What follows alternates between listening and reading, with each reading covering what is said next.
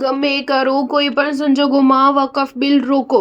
મુસ્લિમ સંગઠને ભાજપના સાથી પક્ષોના સાંસદોને કરી અપીલ. લાંબા સમયથી ચર્ચામાં રહેલો વકફ સુધારો બિલ બુધવારે લોકસભામાં રજૂ થવા જઈ રહ્યો છે. જેડીયુ અને ટીડીપી જેવા સાથી પક્ષોએ બિલને ટેકો આપવાની જાહેરાત કરી છે. આ દરમિયાન All India Muslim Personal Law બોર્ડે શાસક ભાજપના સાથી પક્ષો, ખાસ કરીને જેઓ પોતાને ધર્મનિરપેક્ષ રાજકીય પક્ષો કહે છે અને તેમના સંસદોને વકફ બિલનો વિરોધ કરવા અને તેને લોકસભામાં પસાર ન થવા દેવાની અપીલ કરી છે. એઆઈએમપીએલબીએ ધર્મનિરપેક્ષ પક્ષોના સાંસદોને કોઈપણ સંજોગોમાં બિલના પક્ષમાં મતદાન ન કરવા વિનંતી કરી છે. આ સંદર્ભમાં બોર્ડ દ્વારા એક નિવેદન જારી કરવામાં આવ્યું છે અને સાંસદોને આવી વિનંતી કરવામાં આવી છે. પર્સનલ લો બોર્ડે પોતાના નિવેદનમાં કહ્યું હતું કે All India Muslim Personal Law Board ભાજપના સાથી પક્ષો અને સાંસદો સહિત તમામ ધર્મનિરપેક્ષ રાજકીય પક્ષોને વકફ સુધારા બિલનો સખત વિરોધ કરવા અને કોઈપણ સંજોગોમાં તેના પક્ષમાં મતદાન ન કરવા અપીલ કરી છે.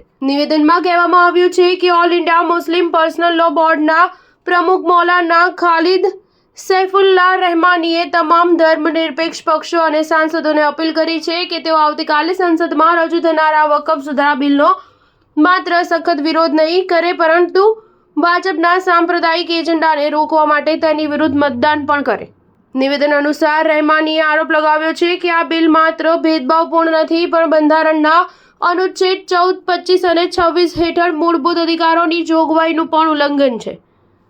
તેમણે વધુમાં કહ્યું હતું કે આ બિલ દ્વારા ભાજપનો ઉદ્દેશ્ય વકફ કાયદાઓને નબળા પાડવાનો અને વકફ મિલકતોને જપ્ત કરવા અને નાશ કરવાનો માર્ગ મોકળો કરવાનો છે. બોર્ડના નિવેદનમાં કહેવામાં આવ્યું છે કે પૂજા સ્થાનો અધિનિયમ હોવા છતાં દરેક મસ્જિદમાં મંદિર શોધવાનો મુદ્દો સતત વધી રહ્યો છે. તેમાં કહેવામાં આવ્યું છે કે જો આ સુધારો બિલ પસાર થશે તો વકફ મિલકતો પર ગેરકાયદેસર સરકારી અને બિનસરકારી દબાવમાં વધારો થશે, જેનાથી કલેક્ટરો અને જિલ્લા મેજિસ્ટ્રેટ માટે તેમને જપ્ત કરવાનું સરળ બનશે. સ્ટાર ન્યૂઝ 7 હંમેશા સચ્ચાઈની સાથે.